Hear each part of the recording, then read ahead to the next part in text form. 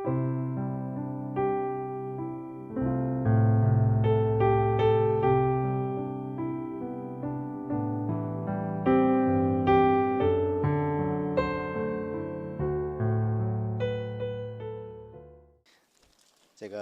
지난주에 요나서 말씀 같이 나눴는데요.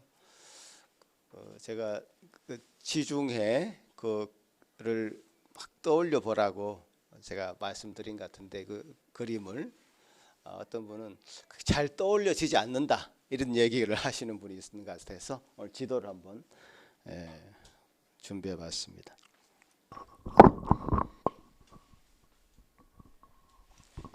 그 요나서는 1장, 2장, 3장, 4장까지 되어 있는데, 지난번에 우리가 1장, 2장을 나눴죠.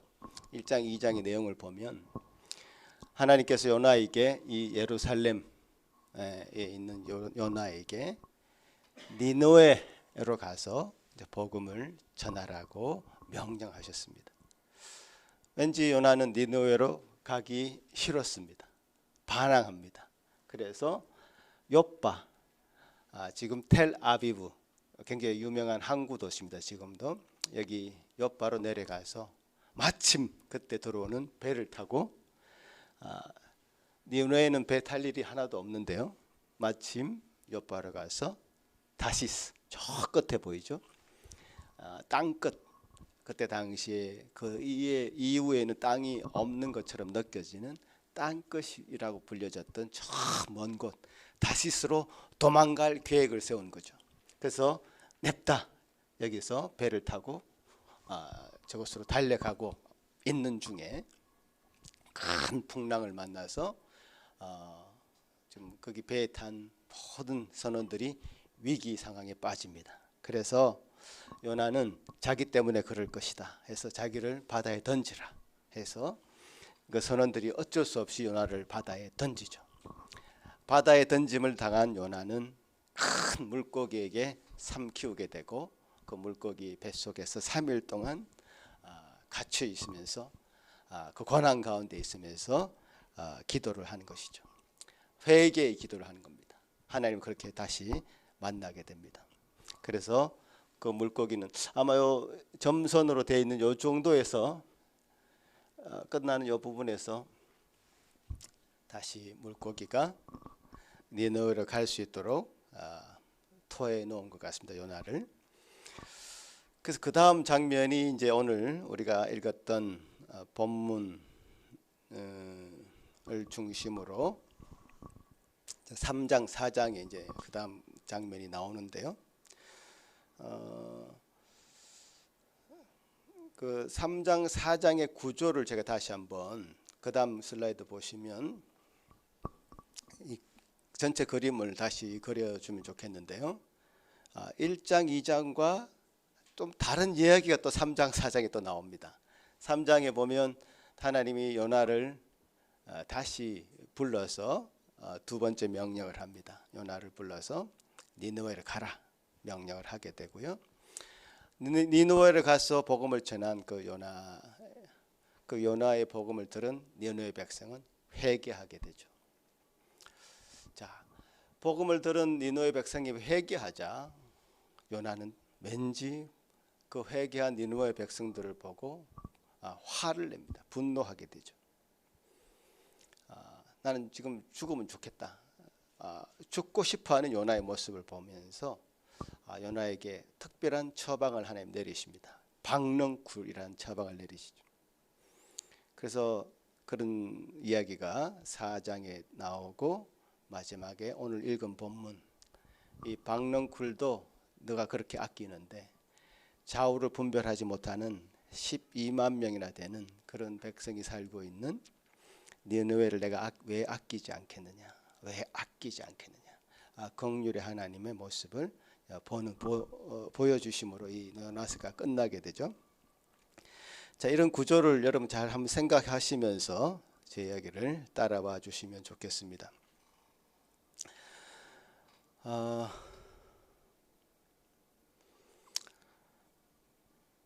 자, 이 이야기가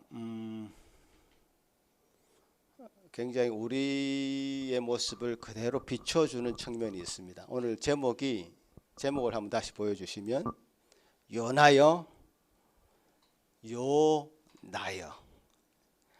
요나를 향해서 뭔가를 지금 요나를 책망하는 그런 느낌으로 제가 요나여 왜 그러냐 이런 느낌으로 제목을 붙였습니다마는 그 뒤에 요나는 바로 우리 자신을 가리키는 것이죠. 우리 자신의 모습이 이 요나에게 그대로 비춰져 있다. 우리 자신의 모습이 이 요나를 통해서 보여주고 있다라는 느낌이 그대로 드는 것입니다. 하나님을 피해서 달아나려고 했던 이 요나의 모습, 큰 풍랑을 만나서 바다에 던져지고 물고기 뱃속에서 3일을 지난 다음에 다시 하나님의 크신 은혜를 입게 되고 그는 살아나게 되고 하나님의 사명을 다시 부여받습니다. 하나님이 두 번째 명령을 하시는데 두 번째 명령이 첫 번째 명령하고 달라진 점이 있습니까 없습니까? 대답해 보십시오. 달라졌습니까? 안 달라졌습니까? 1번 달라졌다, 2번 안 달라졌다. 1번입니까? 2번입니까? 대답해 보십시오. 자, 대답해 보십시오. 2번 안 달라. 그대로 똑같습니다. 하나님의 명령은 변하지 않았습니다. 니느웨로 가라는 것입니다. 요나가 그토록 싫어했지만 그래서 니느웨로 가지 않고 저 멀리 다시스로 도망가려고 했던 그 명령, 하나님은 한마디도 바꾸지 않고 똑같이 명령하십니다. 그러니까 우리가 싫다고 해서 하나님 뜻을 바꾸시는 분은 아닙니다. 하나님 뜻을 왜 바꾸십니까? 우리가 바뀌어야죠. 하나님이 원하시는 바가 있고요. 하나님 원하시는 바를 우리가 수납해서 하나님 원하시는 바를 우리가 들어드리는 그런 우리가 피조물인 존재인데 하나님이 왜 그 뜻을 바꾸십니까? 왜 우리가 하나님 뜻을 바꾸려고 하냐 말이죠. 바뀌지 않습니다. 하나님은 우리를 바꾸셔서 하나님 뜻이 우리에게 임해서 하나님 뜻을 이루시는 통로로 우리를 사용하시는 것이죠. 우리 주기도문 늘 외우지만 하늘의 뜻이 이 땅에 이루어지는 것이 우리의 기도의 제목이 되어야 되죠. 우리의 뜻을 성취하기 위해서 하나님 뜻을 바꾸는 것이 아니라 하나님 뜻이 우리를 바꾸시는 그런 일로 하나님 역사하신다. 하나님 뜻은 절대로 꺾이지 않습니다. 이걸 우리가 분명히 알아야 됩니다. 하나님 그러신 분이죠.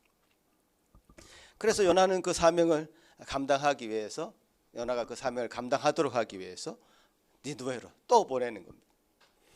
하나님 한번 택하신 백성 끝까지 놓치지 않죠. 정말 기가 막힙니다. 요나는 정말 죽고 싶었습니다. 죽지도 못합니다. 이제 사명을 다하기까지 죽지도 못합니다. 자기를 바다에 던지게 한 것은 뭐 죽겠다는 뜻이었죠. 그러나 물고기가 그 요나를 잡아먹고 또 토해내서 육지에 토해내서 니느웨까지 가게 합니다. 우리 하나님께서 구원하시는 그 백성들은 정말 하나님 놓지 않으십니다. 구원 그냥 받을 것인가 아니면 매를 맞고 구원 받을 것인가, 이 둘 중에 하나죠. 요나처럼 물고기 한번 삼킴을 당했다가 구원을 받을 것인가 아니면 그냥 구원 받을 것인가, 이 둘 중에 하나지 결코 하나님 뜻은 꺾이지 않습니다. 요나가 하나님의 명령을 듣고 니느웨로 그냥 가느냐 아니면 물고기 뱃속에 한번 들어갔다 그냥 니느웨로 또 가느냐, 뭐 돌아가느냐 그냥 가느냐, 그 차이죠. 요나는 죽지 않았고 또 요나에게 내린 그 사명도 변하지 않았습니다. 똑같습니다. 우리가 이 땅에 살고 있는 것은 아직 우리에게 할 일이 남아있기 때문에 그렇습니다. 우리가 이게 존재하는 이유는 하나님 주신 사명이 우리에게 아직 있기 때문이죠. 그것이 아니라면 우리가 이 땅에 살 이유가 없습니다. 그냥 뭐 밥이나 축 내면서 살라고 하나님이 우리가 지금 살아있게 하시겠습니까? 그렇지 않죠. 하나님은 우리에게 우리 인생의 목적을 주셨고 또 그것을 이루시기까지 하나님 결코 우리를 놓지 않으실 것입니다. 이 대목에서 제가 옛날에 봤던 영화가 한번 생각이 나는데요. 여러분, 오베라는 남자라고 하는 그 동명 소설을 원작으로 한 그 스웨덴 영화입니다.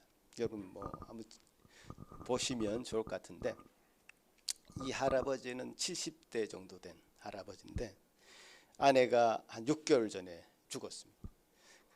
자녀도 없이 둘만 살았는데 이 아내가 죽자 자기도 더 이상 살 소망이 없어진 겁니다. 뭐 타운하우스에 이렇게 살고 있었습니다. 너무 고집스럽고 까탈스러운 할아버지로 변했습니다. 살 소망이 없으니까요. 그 타운하우스에 있는 모든 사람들하고 싸우는 일, 다투는 일로 하루 일과를 시작합니다. 모든 게 마음에 안 듭니다. 스웨덴 차를 타지 않는 그런 사람을 보면 막 욕을 합니다. 모든 게 마음에 들지 않기 때문에 모든 사람과 싸웁니다. 새로 이사 온 사람도 마음에 들지 않고. 그래서 이 사람은 늘 자기 아내의 곁으로 돌아가는 것, 이게 그 하루의 일과 중에 하나입니다. 시도를 합니다. 목을 매어 보기도 하는데 어떻게 줄이 잘못 만들어져서 끊어져서 죽지도 못하고, 차에 가스를 넣어가지고 시동을 켜놓고 가스 호스를 연결해서 그렇게 죽으려고 하다가도 옆집 사람이 방문해서도 못 죽고, 총을 사용해서 죽으려고 하다가 또 못 죽고, 계속 그는 자살을 시도합니다. 근데 타운하우스에 사는 그 이웃들 때문에 죽지를 못합니다. 결국 그는 자기를 방해하는 그 이웃들의 진정한 이웃이 되어가는 그 과정입니다. 진정한 이웃이 되어가는 과정. 그래서 자기는 결국 이제 심장병으로 죽게 되지만 자기가 가진 그 재산을 타운하우스에 있는 사람들에게 다 남기고 정말 그렇게 끝나는 장면이 나오면서 영화가 끝나는데요. 그렇습니다. 우리 인생이 그렇죠. 여러분의 인생은 그런 목적을 이루기 위해서, 사명을 이루기 위해서 이 땅에 오셨고, 하나님께서 그것을 이루기까지는 결코 여러분을 죽게 만들지 않으실 것입니다. 여러분 이것을 믿으십니까? 아멘. 네. 하나님 요나를 죽게 내버려 두지 않았죠. 요나에게 다시 기회를 주셨습니다. 근데 하나님 입장에서 보면요, 왜 요나를 그렇게 물고기 뱃속에 넣어서 가면서까지 다시 요나를 불렀을까? 하나님 입장에서 보면 요나를 쓰지 않고 뭐 다른 사람이 왜 없겠습니까? 그렇게 할 수 있는 사람이 있었겠죠. 하나님 입장에서 보면 요나를 제끼고 다른 사람을 불러서 그렇게 사용하시려고 하면 될 것입니다. 그러나 한 인생을 향한 그 하나님의 그 섭리와 놀라운 그 사랑과 은혜는 그 한 인생을 포기하지 않고 계속적으로 징계를 내려가면서까지, 어쩌면 하나님의 말씀을 반항한 그 선지자, 그는 정말 징계받아 마땅하죠. 이 시대의 이야기로 하자면 목사라는 어떤 사명을 주셨고, 또 이 땅에서 하나님의 백성 성도라는 사명을 주셔서 이 땅에 살아가고 있다가 하나님의 명령에 불순종해서 죄를 짓고 했는데, 그럼 이 사람 제껴놓고 다른 목사를 세워서 이렇게 하면 될 텐데, 징계라는 방법을 사용해서 그 징계를 받게 하고 그 과정을 거치게 해서 다시금 사용하시려고 하는 하나님의 뜻을, 하나님의 마음을 우리가 읽어야 된다는 거죠. 선지자의 역할을 감당할 능력, 기능 상실해 보이는 이 요나를 하나님 다시 그 마음을 새롭게 해서, 심령을 새롭게 해서 다시금 사용하시는 것입니다. 이 요나의 이야기를 듣다 보면 누가복음 15장에 나오는 예수님의 잃어버린 아들에 대한 그 비유가 생각이 납니다. 예수님이 누가복음 15장에 한 비유를 말씀하셨죠. 어떤 비유입니까? 잃어버린 아들의 비유. 이제 우리가 소위 탕자의 비유라고 이제 얘기하는 비유인데요. 두 아들이 있었습니다. 예수님이 비유하시기를 두 아들이 있었고 아버지가 있었는데 이 두 번째 아들이 아주 탕자입니다. 방탕한 아들입니다. 아버지에게 자기에게 물려줄 유산을 미리 달라고 합니다. 아버지는 그것을 내어주죠. 며칠이 못 되어서 이 아들은 그 받은 유산을 가지고 저 먼 나라로 가서 허랑방탕하게 생활합니다. 마침 흉년이 들어서 그 모든 재산을 탕진하고 그 아들은 이제 굶기 시작합니다. 배고파서 돼지가 먹는 그런 열매들을 먹고도 배불리 먹지도 못합니다. 그래서 눈을 들어 아버지의 집을 생각합니다. 아버지 집에는 그 품꾼들도 배불리 먹는데 아버지 집으로 돌아가자라는 생각이 나서 아버지 집으로 돌아가는 그 탕자. 자신의 재산을 축내고 탕진한 그 탕자를 아버지는 저 멀리서 보고 아버지는 그 아들을 맞이하러 나옵니다. 안아주고 새 옷을 입혀주고 가락지를 끼워줍니다. 이 가락지를 끼운다는 말은 그 아들의 권위를 회복시킨다는 그런 뜻이죠. 그리고 살찐 송아지를 잡아서 잔치를 벌입니다. 이 요나의 모습, 능력도 마음도 상실해버린 하나님의 그 선지자로서의 역할을 감당하지 못하는 이 요나의 모습이 바로 이와 같은 모습이죠. 하나님 뜻을 반항하고 멀리 도망가려고 했다가 붙잡혀온 이 요나의 모습. 그러나 하나님께서는 그를 안으시고 다시금 기회를 주시는 그런 요나의 모습을 우리가 기억할 때 바로 이 둘째 아들과 같은 그런 모습이 요나에게 있다는 것이죠. 요나는 마치 이 둘째 아들처럼 하나님의 선지자로서의 그 권위의 옷을 하나님께서 입혀주셨고 하나님의 말씀을 전할 수 있는 권세를 회복시켜 주셨습니다. 제2의 인생을 살게 된 것이죠. 그러니까 두 번째 명령이 첫 번째 명령과 똑같았다는 것은 하나님께서 요나에게 하나님의 그 선지자로서의 그 권위를 회복시켰다는 뜻이고 하나님의 관계가 회복되었다는 뜻입니다. 똑같은 명령을 그렇게 내리시는데 그 다음 일이 어떻게 진행되는지 우리가 요나서 3장 4장을 한번 전체적으로 한번 읽어볼 생각입니다. 여러분 한번 저와 같이 한 구절씩 따라와 주시면 좋겠습니다. 한번 띄워주시면 제가 한 절 읽으면 여러분 한 절 읽어주십시오. 여호와의 말씀이 두 번째로 요나에게 임하니라 이르시되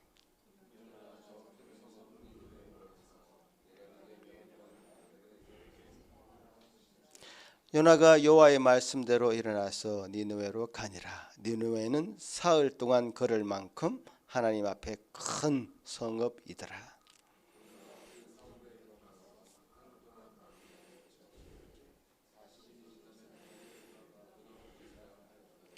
니느웨 사람들이 하나님을 믿고 금식을 선포하고 높고 낮은 자를 막론하고 굵은 베옷을 입은지라.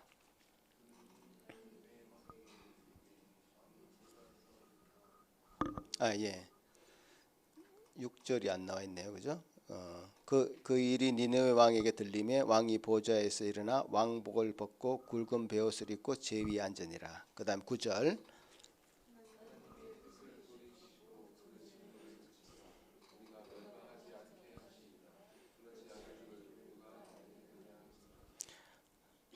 하나님이 그들이 행한 것 곧 그 악한 길에서 돌이켜 떠난 것을 보시고 하나님의 뜻을 돌이키사 그들에게 내리리라고 말씀하신 재앙을 내리지 아니하시니라. 4장 또 읽겠습니다.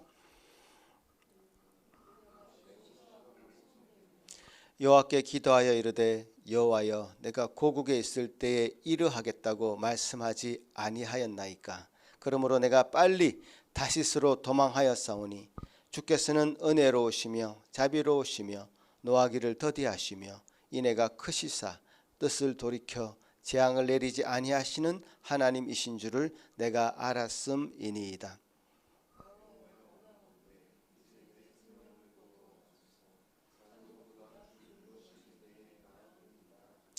여호와께서 이르시되 내가 성내는 것이 옳으냐 하시니라.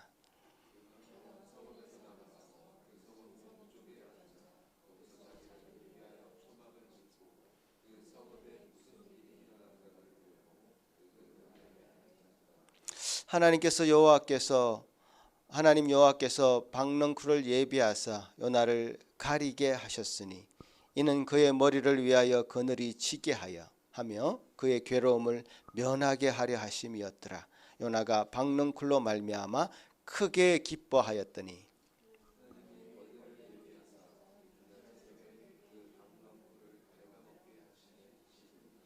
해가 뜰 때에 하나님이 뜨거운 동풍을 예비하셨고 해는 요나의 머리에 쪼임에 요나가 혼미하여 스스로 죽기를 구하여 이르되 사는 것보다 죽는 것이 내게 나으니이다 하니라.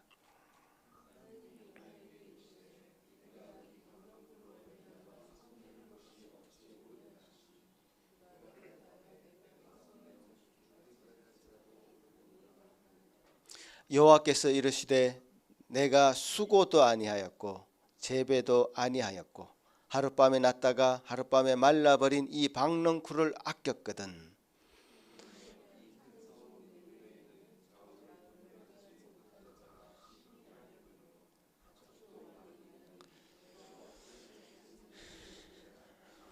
자, 이 이야기가 이렇게 해서 끝이 납니다. 니느웨는 큰 성읍이었습니다. 그죠? 3일 동안 걸어 다닐 만한 그런 성읍입니다. 지금도 3일 길을 걸어서 다닐 수 있는 도시가 많지는 않습니다. 우리가 걸어서 다니는 길이 3일 길이라는 것은 굉장히 큰 성읍이었습니다. 그때 당시. 근데 요나는 성경에 보니까 단 하루만을 걸어 다니면서 니느웨의 말씀을 전합니다. 40일이 지나면 성이 무너진다. 40일이 지나면 성이 무너진다. 아주 단순한 메시지였습니다. 어떤 심판의 결과의 내용이었죠. 40일이 지나면 너희 성이 무너질 것이다. 딱 봐도 말씀을 전하는데 성의가 없어 보여요. 3일 길을 다니면서 굳이 성경은 하루 길만 걸어서 말씀을 전했다. 이렇게 성경을 표현하고 있죠. 요나가 물고기 뱃속에 들어가서 회개한 것처럼 보이지만 부분적인 회개였습니다.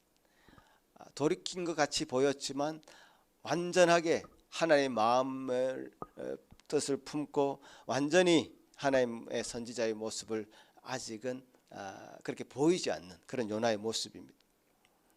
별로 성의가 없어 보여요. 아마 니느웨 백성들 이 요나 선지자의 몰골을 그때 당시 우리가 추측해 본다면 굉장히 초췌했을 것이고 형편없을 것입니다.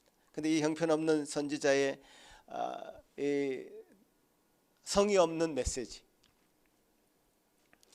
듣고는 완전히 아주 이상하게도 그 니느웨 백성들이 회개를 하게 되는 겁니다. 온 도시가 죄를 뒤집어 쓰고 왕까지 나와서 우리 어떡하냐, 이제 우리 성이 멸망하니까 정말 회개하자 하면서 회개 운동이 일어나는 겁니다. 이거 참 놀라운 일입니다. 이 말씀을 보면서 저는 이런 생각이 들었습니다. 하나님께서 이 전하는 이 말씀이 힘이 있지 메신저가 힘이 있는 것이 아니구나. 메신저, 그러니까 말씀을 전하는 사람이 힘이 있는 것이 아니라 메시지가 힘이 있는 것이구나. 메시지가 정말 중요한 것이구나. 요나는 뭐 어떤 표적이나 기적을 보여준 그런 사람도 아닙니다. 놀라운 능력을 스스로 행한 자도 아닙니다. 그냥 하나님의 명령에 어쩔 수 없이 끌려와 가지고 힘없이 성의 없이 그냥 하나님의 메시지를 40일이 지나면 이 니느웨가 멸망할 것이라고 하는 어떤 심판의 메시지를 전했을 뿐입니다. 이 요나의 메시지를 듣고 니느웨 사람들이 발칵 뒤집어져서 회개할 줄 요나는 몰랐습니다. 하나님의 말씀이 그들을 움직인 것이죠. 하나님의 메시지가 그들의 심장을 꿰뚫은 것이죠. 벌벌 떨게 된 것이죠. 두려움에 떨게 된 것입니다. 그들이 회개하자 하나님께서는 그 뜻을 돌이키십니다. 하나님 뜻은 그들이 회개하고 주님 앞에 돌아오는 것이 하나님의 뜻이었기 때문에 그 예비했던 40일 만에 니느웨 성이 파괴될 것이다, 무너질 것이라고 하는 그 일을 돌이키셔서 그들을 돌보십니다. 자, 이때 요나의 반응은 요나가 성의 없이 말씀을 전했을 것이라고 하는 것은 제 추측인데요, 유추인데 그 뒤에 말씀을 보면 그렇게 유추될 수 있습니다. 니느웨 백성이 회개하고 돌이켜서 하나님께서 그 뜻을 돌이키시는 것을 보니까 요나는 이제 속이 뒤집어지는 겁니다. 성내어 말했다 그랬습니다. 매우 싫어했다 그랬습니다. 그 성이 온전히 회개하고 주님 앞에 돌아오는 것을 누구보다 기뻐해야 될 하나님의 선지자가 성이 회개하고 돌이키는 걸 보고 너무 싫었다, 너무 싫다라고 대놓고 하나님 앞에 반항하는 이 요나의 모습. 내가 그래서 하나님, 내가 그래서 니느웨로 오지 않겠다고 말하지 않았습니까? 내가 그래서 다시스로 간다고 얘기하지 않았습니까? 왜 나를 여기에 다시 불렀습니까? 사는 것이 죽는 것이 사는 것보다 나으니까 제발 나를 죽여 주십시오. 이게 지금 요나의 모습입니다. 저 니느웨 정말 악한 사람들이고 죽어 마땅한 사람이고 용서받을 수 없는 아주 악한 아수르 백성들 아닙니까? 저들을 가만히 내버려 두면 우리 민족을 이제 괴롭힐 텐데 저는 정말 싫습니다. 그 요나의 마음에 하나님의 백성의 어떤 정체성이라기보다는 그 민족의 정체성, 민족의 정체성이 더 강했던 것이죠. 그러니까 하나님의 백성이라고 한 정체성은 이제 완전히 하나님 선지자였음에도 불구하고 까먹고 있고 자기 민족을 지켜달라고 하는 그런 마음이 더 강해서 하나님의 어떤 이런 조치에 대해서 요나는 정말 받아들일 수 없었고 그것이 너무 싫었던 것이죠. 저 이방 백성, 저들은 정말 악한 자들이고 죽어 마땅한 자들이고 용서받을 수 없는 자들인데 왜 저들을 살려주시는가?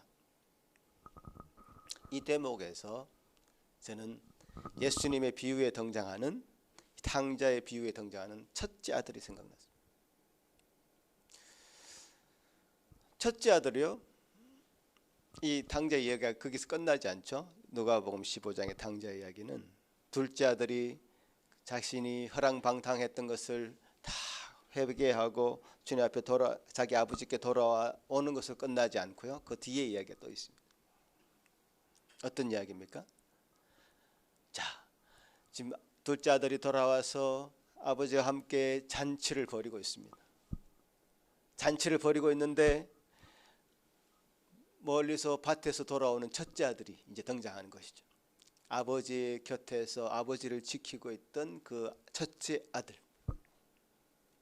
아버지의 마음을 누구보다 잘 알았어야 될 첫째 아들. 집에서 풍악 소리가 막 울리는 겁니다. 잔치 소리가 막 들리는 겁니다. 이게 무슨 소린가? 둘째 아드님이 돌아와서 잔치를 하고 있다, 이 이야기를 듣고는 집에 들어가려고 하지 않습니다. 성냅니다. 화를 냅니다. 이 요나처럼. 저 둘째 아들, 창기들과 함께 자기 돈을 다 써버린, 아버지의 돈을 다 써버린 저 허랑방탕한 저 아들을 왜 저렇게 다시 받아들여서 잔치를 벌여주느냐? 이 첫째 아들 입장에서는 속이 뒤집어지죠. 아버지는 나와 함께 그동안 그렇게 지내면서 우리 친구들과 함께 이렇게 잔치를 벌여준 적이 있느냐? 항의를 하는 겁니다. 따지는 것이죠. 저 아들, 둘째 아들 나가서 정말 객사해서 죽어버려야 마땅할 그 아들이 다시 돌아왔는데, 그러면 다시 내쫓든지 아니면 진짜 품꾼의 하나처럼 종처럼 부려먹든지 그렇게 해야 되지, 왜 옷을 입혀주고 가락지를 다시 끼워줘서 그 아들의 위치에 회복시키느냐. 아버지와 함께 오랫동안 지냈던 그 아들, 첫째 아들로서는 도저히 아버지의 처사에 대해서 이해할 수 없는 그런 마음을 갖게 되는 것이죠. 자, 이 요나스 1장 2장에는 요나가 둘째 아들처럼 방탕했다가 방황했다 돌아온 그 모습이 보였다면 3장 4장의 이 요나의 모습은 이 첫째 아들의 모습이 보이는 겁니다. 하나님이 우리 민족을, 이스라엘 민족을 사랑하셔서 우리를 돌보시고 우리에게 복 주시고 우리에게 그렇게 하시기로 약속하지 않았습니까? 왜 저 이방 민족들에게 그런 은혜를 베푸시느냐? 하나님은 나를 사랑해 주셨지, 나를 사랑해 주셔서 그렇게 내가 잘 되고 복 받는 것을 그렇게 기뻐하는 그런 우리 아버지지, 왜 저 다른 사람, 내가 정말 싫어하는 저 사람들, 그 사람들에게 조차도 복을 내리십니까? 자, 이게 예수님이 이 땅에 오셨을 때요, 그때 자기들이 선민이라고 여겼던 이스라엘 백성들의 마음이었습니다. 또 이 땅 이 시대에 우리의 마음이기도 합니다. 정말 나를 사랑해 주셔서 내게 복 주시고 나만 잘 되게 해주면 좋겠는데 왜 저 성도는 별로 잘나 보이지도 않고 신앙생활도 똑바로 하지 않는 것 같은데, 왜 저 성도는, 그리고 나보다 늦게 왔는데 왜 성도는 저렇게 믿음이 점점 자라는 것 같고 하나님과 관계가 좋아지는 것 같고, 왜 그 사람은 정말 가족도 잘 되는 것 같고, 왜 그렇게 하시는가? 우리 안에 있는 하나님의 은혜로만 우리가 기뻐하고 즐거워하는 것이 아니라 나와 어떤 사람을 비교해 놓고 시기하는 마음이 먼저 자리 잡게 되었을까? 우리 신앙생활 가운데 정확하게 요나의 모습이 보이는 겁니다. 왜 저 사람은? 왜 나가 아니라 저 사람은?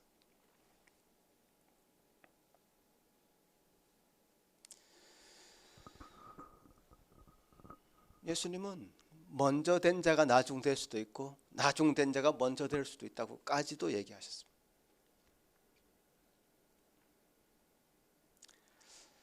그러니까 이 요나와 같은 신앙을 가진 사람은 자기가 가지고 있는 어떤 자기가 만든 신이 있어요.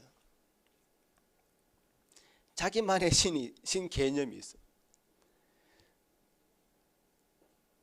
하나님의 말씀을 잘 들으면, 순종하면 복을 내리신다. 불순종하면 저주 받아야 된다. 어떤 자기 행위에 근거한 그런 신앙을 열심히 하는 사람들에게는 하나님 반드시 복을 주시게 돼 있어. 그래서 자기 행위를 통해서 하나님께 순종하려고 노력을 합니다. 자, 그 자기 행위라는 것이 결국에는 올무에 걸리죠. 내가 이 정도 했으면 하나님 내게 복을 주셔야 돼. 이 정도까지 했는데, 이 정도까지 헌신했는데 하나님 내게 복을 주시지 않는다면 그것은 하나님이 아니야 라고 정의해버리죠. 하나님은 은혜의 하나님이신데 우리 어떤 행위로 말미암아 우리를 구원하시는 분이 아니라 어떤 것에서도 우리의 행위로 보지 않으시고 우리가 죄악 가운데 있을 때에, 로마서 5장 8절이 그 말씀 아닙니까? 우리가 죄악 가운데 있을 때에도 우리 그 죄악을 보지 않으시고 우리를 사랑하여 주시고 건져 주신 하나님의 그 사랑을, 이 바로 복음 아닙니까? 이 복음이라는 것은 우리가 얼마나 가치 없는 것인지를 깨닫는 자에게 그 복음이 들려지게 되어 있습니다. 내 힘으로, 내 능력으로, 내 어떤 내가 가진 어떤 경건의 생활로 순종으로 나는 하나님 원하신 것을 다 할 수 있어가 아니라 나는 할 수 없다라고 고백하는 그 순간에 복음이 들려지게 되어 있습니다. 근데 이 첫째 아들,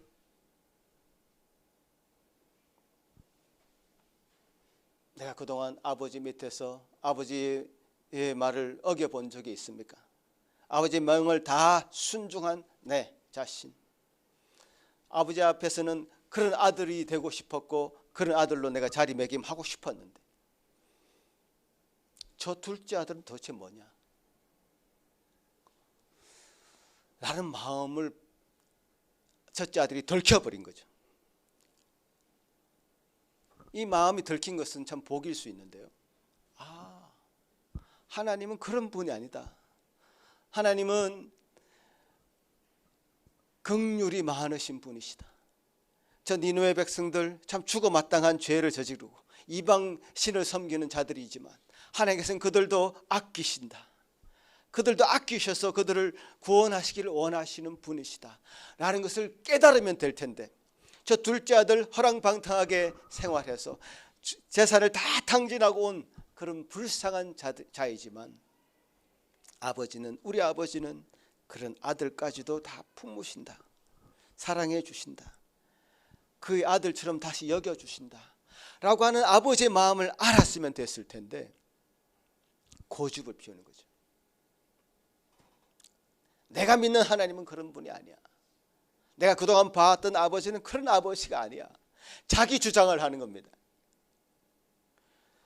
우리 신앙생활에 있어서 이 자기 고집과 아집은 하나님의 이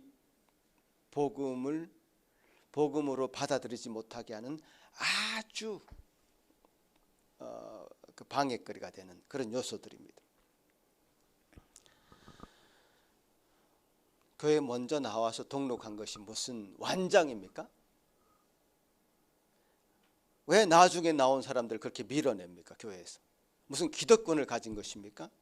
그런 게 아니지 않습니까? 첫째 아들에게는 아버지가 말한 대로 내게 다 네 거다. 지금 내가 이것을 다 상속해 줄 것이다. 이것을 믿고 기다리고 받아라, 인내하라. 지금 저 둘째 아들 얼마나 불쌍하냐. 그 아들을 받아준 내가 잘못이 있느냐 이 말이죠. 지금 요나에게 하나님 그렇지 않습니까? 내가 저 좌우를 분별하지 못하는 저 12만 명의 또 가축까지 있는데 내가 그들을 아끼는 것, 그게 내 마음이다 이거죠. 그렇다고 해서 내가 요나에게 내리는 그 은혜를 거두겠느냐? 거두지 않는단 말이죠. 이 요나를 하나님이 가르치시기로 작정하셨어요. 그래서 어떤 처방을 내리냐면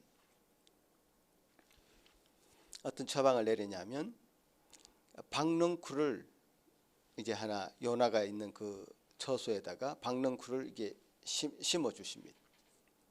그 요나는 지금 어떤 상황이냐면 니느웨에게 니느웨 그 도시에 복음을 전하고 나서 니느웨가 잘 보이는 동산에 올라와서 니느웨가 과연 어떻게 될 것인가? 저게 과연 하나님 뜻대로 될 것인가? 이게 막 이게 째려보는 그런 상황입니다. 그 초막을 하나 이렇게 지어놓고 막 지켜보고 있는 것이죠. 지켜보고 있는 그 가운데 박넝쿨을 하나에게 요나 위에 심어놓고 박넝쿨을 이렇게 자라게 하십니다. 이 박넝쿨을 자라게 만들어 놓고 그때 이제 중동 지역이니까 얼마나 햇볕이 뜨겁습니까? 그래서 요나가 뜨거운 햇빛으로부터 피할 수 있는 피할 처소를 만들어 주십니다. 자, 그래서 요나가 거기서 편안히 잠을 자죠. 근데 아침이 되었습니다. 근데 밤새도록 그 자신을 햇볕으로부터 보호했던 그 박넝쿨이 이제 벌레를 먹기 시작해서 박넝쿨이 다 없어져 버렸습니다. 그때 마침 뜨거운 동풍이 불어서 더 뜨거운 날이 되었습니다. 이 뜨거움은 정말 요나가 혼미할 정도로, 정신이 혼미할 정도로 아주 뜨거운 그런 햇빛이었던 것 같습니다. 그러니까 요나가 또 죽여달라고 합니다. 나를 죽여주십시오. 왜 이렇게 죽는 걸 좋아하는지. 요나는 자꾸 자기를 죽여달라고 합니다. 자, 이 박농쿨을 요나는 정말 요나에게 말씀하시죠. 교훈하시죠. 네가 이렇게 하루 만에 났다가 하루 만에 없어진 이 요나를, 박농쿨을 그렇게 사랑한 것처럼 내가 저 좌우를 분별하지 못하는 저 니느웨 백성들을 사랑하는 것, 아끼는 것, 이게 왜 옳지 않냐? 이게 옳다 이거죠. 그러고는 이 요나스가 끝이 나버려요. 결론이 없어요. 사실은 조금 황당한 결말이 되는데, 요나가 어떻게 했다 그 다음이 없어요. 그러니까 이 성경의 목적은 뭐냐 하면 하나님이 어떤 분이시다, 하나님은 과연 어떤 분이시다라는 것을 분명히 보여주는 것으로 이 성경이 끝이 납니다. 요나서가. 이 복음이 이스라엘 백성에게만 머문 것이 아니라 모든 민족, 열방을 향하여 있다는 것을 보여주는 구약의 대표적인 성경이 바로 이 요나스입니다. 이 요나스를 읽고 나서도 이스라엘 백성들이 어떻게 자기 민족들만 선택받았다고 이렇게 얘기할 수 있는지 이해가 안 돼요. 사실은 요나스의 주제는 정말 예수님이 이 땅에 오셔서 말씀하신 이 복음과 정말 맥이 닿아 있습니다. 이스라엘 민족이 아니라 열방, 이스라엘 민족이 아니라 이 세계의 복음이 예수 그리스도를 통해서 증거되고 전파되는 것을 요나스가 지금 암시하고 있는 것 아닙니까? 어떤 민족적인 경계도 없습니다.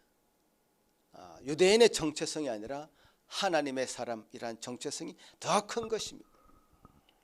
니느웨 백성들, 그렇죠, 용서받을 가치가 없는, 멸망당해야 마땅하다고 여겨지는 악한 자들이었어요. 실제로 악한 자들이었습니다. 막 학살하고 그런 사람들이었습니다. 그러나 그들을 긍휼하게 여기시는 하나님의 모습. 그 요나는 하나님의 뜻을 받드는 선지자가 아니라 스스로의 신을 만들어 놓고 그렇게 재단질을 하고 있었던 것이죠. 용서받을 가치가 없는 것 같은 그 아수르 민족에게 복음을 전하는 것을 받아들일 수 없었고 이해할 수 없었던 요나. 동생을 용서하기를 바라지 않았던 형의 모습 그대로 매치가 되죠. 우리가 가끔 이런 생각을 해야 됩니다. 내가 어떤 종교적인 모습, 도덕적인 모습을 가지고 하나님을 살짝 피해간다. 난 그런 대로 괜찮아. 하나님을 직면하지 않으려고 하고 내 모습을 감추려고 하는 도구로서 경건생활, 도덕적인 생활을 할 때도 있습니다. 그게 바로 우리의 모습입니다. 첫째 아들의 모습이죠. 하나님은 은혜 베푸시기를 원하시는 하나님이십니다. 그것은 누구도 예외가 없습니다. 선지자도 예외가 아니고 저 니느웨 같은 니느웨 백성들과 같은 악한 자들도 예외가 없습니다. 우리 모두에게 해당되는 일입니다. 내게 나눠지는 그 사랑이 내 이웃, 바로 옆에 앉아있는 우리 성도들에게도 나눠줘야 되고요. 내가 보기에 저 불안당 같은, 정말 저 죄인들 정말 저 좀 처벌받아야 될 텐데, 그래서 참 망해야 될 텐데 라고 느껴지는 그 사람에게조차도 하나님의 사랑은 나누어질 수 있다는 것. 그래서 그 사람이 돌아오기를 진정으로 바라는 기도를 우리가 하게 될 때 그런 사람이야말로 바로 정말 성화의 과정을 밟아가는 그런 사람이 아닐까, 그런 생각이 드는 것입니다.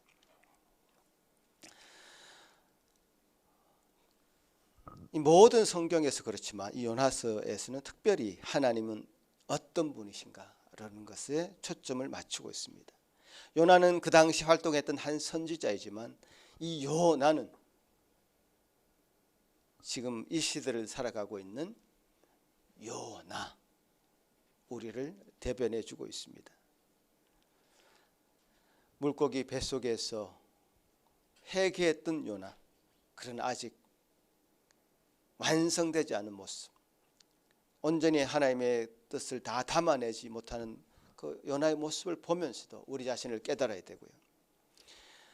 니느웨 백성이 회개하는 모습을 보고 시기하면서 하나님을 원망하고 하나님이 옳지 않다고 주장하는 고집스러운 요나의 모습을 보면서 우리 모습도 볼 수 있다면 여러분은 정말 하나님의 은혜 가운데 있는 자일 것입니다.